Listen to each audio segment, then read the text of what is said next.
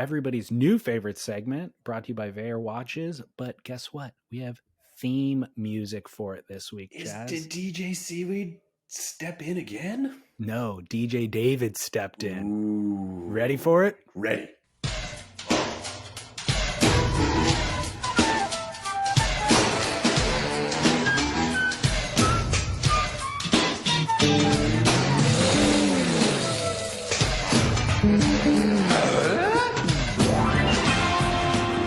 Tools to live by, brought to you by the ultimate tool that you can own, VayerWatches.com. Promo code SURF15 for 15% off. If you have an iPhone, Chaz, and you're somewhere on the planet that doesn't have a plug, guess what? The thing will go dead, and you won't be able to charge it. You won't know what time it is. You won't be able to do anything. No But clue. with a Vayer watch powered by the sun, these things are solar powered. They also have automatic watches, of course.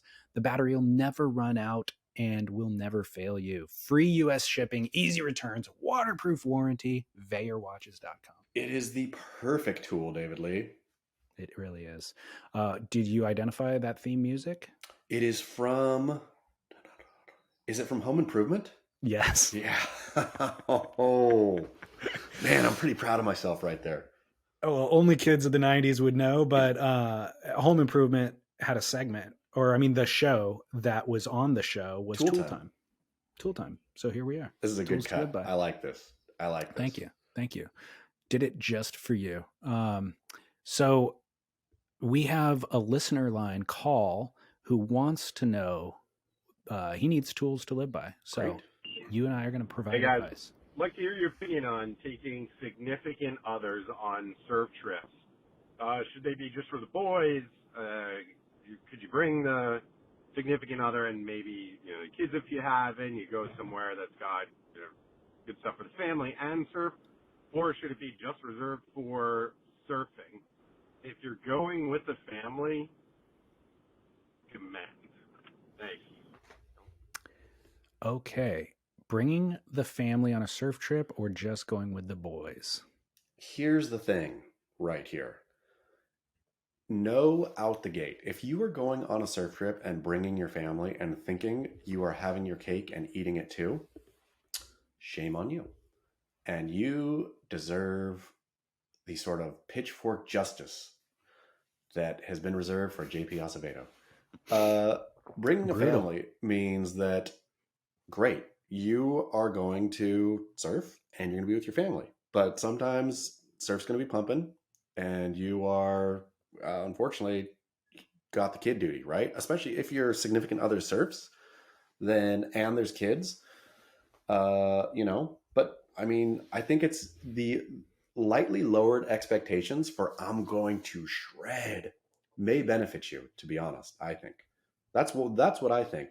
Though I will say, when it comes to snowboarding, the wife, once we'll go regularly, a couple times a year, maybe family shred trip. If there is solid POW, it is sorry, see you later to everyone in the family. Doesn't matter. Like, she's got the real no friends on a POW day. She will burn anyone. Doesn't matter. So I suppose you could have that attitude as well on a surf trip. Yeah. Though I think that plays less well on the father. I think the mom can kind of do that and get away with it. I think the dad doing that, you just come off as a bully jerk, right? If you're like, you guys fend for yourself. It's pumping out there. I'll see you tonight. You look like the selfish dad who doesn't help out with the laundry, doesn't do the dishes, that sort of Precisely. Like, I think the mom can say it's pumping. I'm out there. See you guys later. Sort it out. And then that's a bummer for the dad, but you got to kind of lump that one, right? Have you seen Gerlach the last couple of weeks? He's in Niyama with his family doing like a residency, like a teaching residency. He's got the kids, he's got the wife. It looks like the dream. See, that's the thing, though. In his teaching residency, I think he's there for a couple weeks, right? It's a month, I think. A month, exactly. So if you're on a surf trip in a month and you have the family, perfect, right? Because to me, that eases part of being on a great surf trip, I feel. Correct me if I'm wrong. And listeners, call in yourself and think if I'm wrong. But a real luxury is being so surfed out that you're sitting on the deck watching it pump and thinking, it's not quite good enough. I'm going to wait a little longer, or I'll Yeah. hit it tomorrow, right? Where Or I've had my fill. I can you've let these waves go. gorged Yeah. yourselves on surf. You've gorged, right? That's a good feeling. And I feel if you're there for a month and you have your family, then that allows you to do that a lot easier. If you're by yourself and you think, damn it, it's pumping, I have no excuse. I got to get out there. I'm So exhausted. I'm surfed out, but I'm going to go get it again. we have landed exactly where I actually started my thought process on this in my notes, which is the length of time matters. For sure. Like, if I would say you're right, if you bring your family, you end up deprioritizing the surf purpose. You have to. right? Yeah, you're just like you're gonna wake up, spend time with the family, make sure everybody has their needs before you start focusing on the surf. But if so, you want to have, so that's different. That's no longer a surf trip. That's a trip that maybe you get to surf on. But the definition of surf trip is prioritizing surf. Yep. However, I don't want to hang out really with anybody other than my family.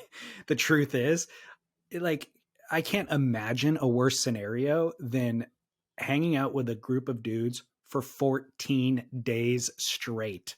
You know what I mean? And on a boat, imagine being on a boat trip for 14 days with a group of dudes.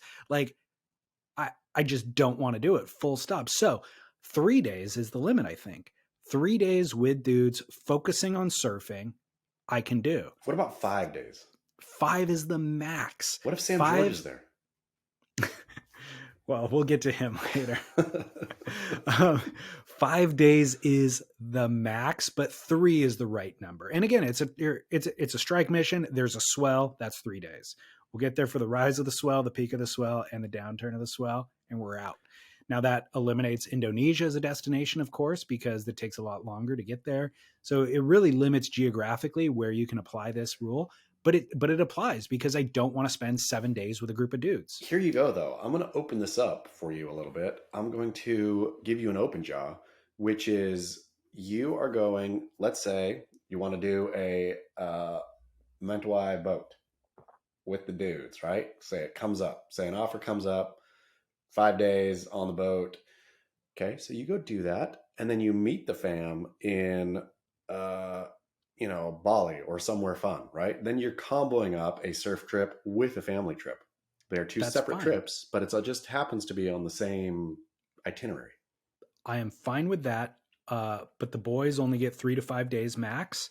And I'm concerned about my wife and kids' safety in Bali without me. Really? I mean, but you meet them there, right? Or you even get in first. You plan the ticket such where you pick them up from the airport. They're going to have a one leg of their flight solo. It's okay. Yeah. That's the sacrifice. Okay. I could be talked into that scenario. It's a good scenario. But I think apply the numbers, and you could have great family trips where you get to surf occasionally, take a full 2 weeks, go wherever and squeeze in some surfing. Or if it's going to be a 3 to 5 day trip, go ahead, bail with the boys, focus on surf. There is those great resorts, though, I will say, like, what's it called? Rancho Santana in Nicaragua. I can think of a couple more where it is a great resort on the beach with the waves honestly right there. And so you can be in the pool with the kid, see it start to turn on, grab your board, paddle out, leave the kid in the pool, and be watching for their safety from the lineup. That's no longer a surf trip, though. It's not, but it's not a surf trip. It's a family trip, but it's a family trip with maximal opportunities for surf. Right. Which is kind of a happy medium. Yep. One addendum to this comes from, and it kind of relates to, let's say, local road trips and how you can work this out, comes from the Animal Chin. So I'm going to play that call. Chaz, David Lee, one more point after listening further. As a Sprinter van owner, Chaz, I'm glad to hear you're coming around. They're not the kook. They are actually the ultimate surf vehicle. I sleep so comfortably for strike missions. I can leave after putting my kids to bed, drive up the coast to Rincon, park, sleep, be first out in the lineup, rinse off with the onboard shower, get back in the car, head home, be home before 10, before my wife even notices it.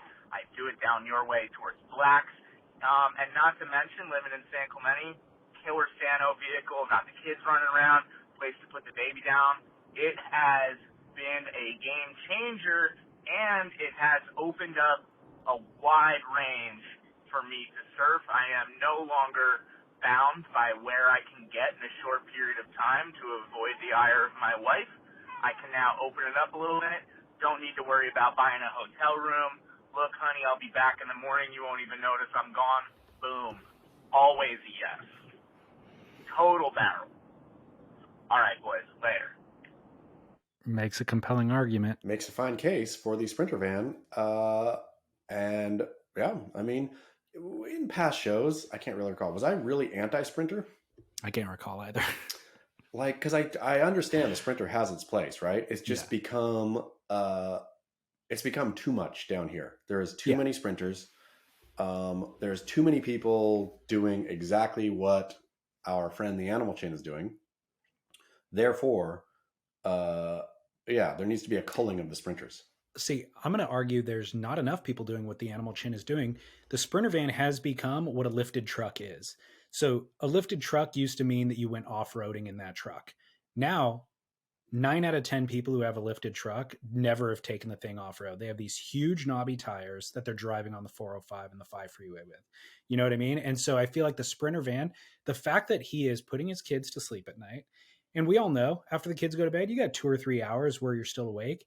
He is departing San Diego when the kids hit the pillow, driving up to Rincon, sleeping in the van, and then dawn patrolling Rincon and getting home by 10 a.m. That is the ultimate use of the Sprinter van, and showering in the thing. And then, when the kids do want to come with you, then there's place for them to crash and all that kind of stuff. It makes perfect sense. It's just most people aren't using it that way. Good job, Animal Chin. Animal Chin solved it. I'm now inclined, and I was thinking to buy a Sprinter. I mean, I'm not going to, but I'm fantasizing about it, and I'm just thinking like the way I could justify it would be kit the thing out as a podcast studio. Oh yeah, that's smart. That is smart. Mobile podcasts, which I already do. I just have to set up the gear every time I show up somewhere. No, it could all be soundproofed. Just rock up to, whoever's I'm interviewing, and they, instead of me going inside and setting up in their living room, they come to you, come out. Yeah. And it'd be part of it. It'd be part of the, like the branding of the show. Like everybody we'd have some sort of saying like Jamie O'Brien does, get nuked or whatever he does. Come in the van and I don't know what it would be. Nuked is actually Ben Gravy. Jamie's is stay psyched, I think. Oh man. Those guys, why? I guess it works. I guess having a catchphrase works, but my goodness, to have one would be a real bummer. I'm gonna have one in my van, and I feel like it's gonna get real creepy real quick. Well, anyways, as you're well aware, Tools to Live By is brought to you by Veyer. Veyer is spelled V-A-E-R. VeyerWatches.com. Promo code SURF15 for 15% off.